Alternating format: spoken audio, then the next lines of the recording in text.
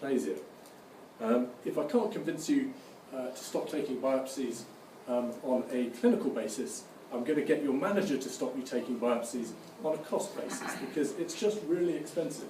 This is a little exercise that we did looking at what are the costs of doing old school surveillance, where we did surveillance increasing every 10 years of disease activity with quadratic biopsies, versus moving over to risk stratified chromoendoscopy with targeted biopsies. And you can see in the centre line there the total cost of the biopsies per year, 2002 guidelines with quadratic biopsies, 30 grand on biopsies, 2010 guidance, 15. And that leads to an overall cost saving, even when you've got the cost of dye spray casters. And I think we even put in a clinic to counsel people who are unhappy when their colonoscopic surveillance interval got changed. So there are cost savings. There is no reason not to do this, and in fact your managers should be helping you get on and do this and make the cost saving.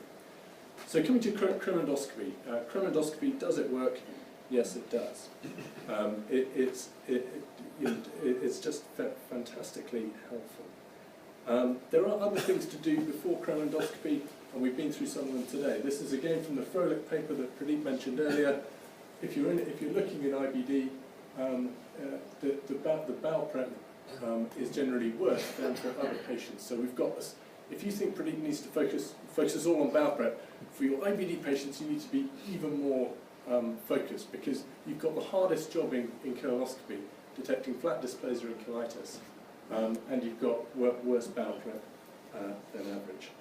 Take your time. Roger's talked about this.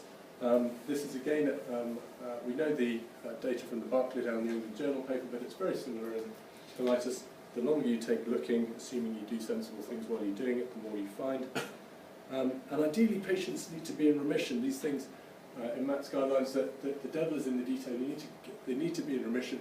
If you've got a hot colytic, you're just not going to be able to find the dysplasia no matter what imaging technique you use.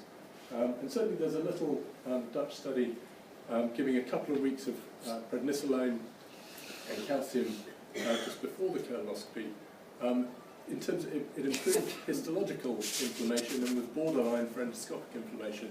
And it's something just if you've got someone who you can't get into remission, but you're worried about, and maybe they've had a biopsy-only dysplasia, giving them a short course of steroids beforehand.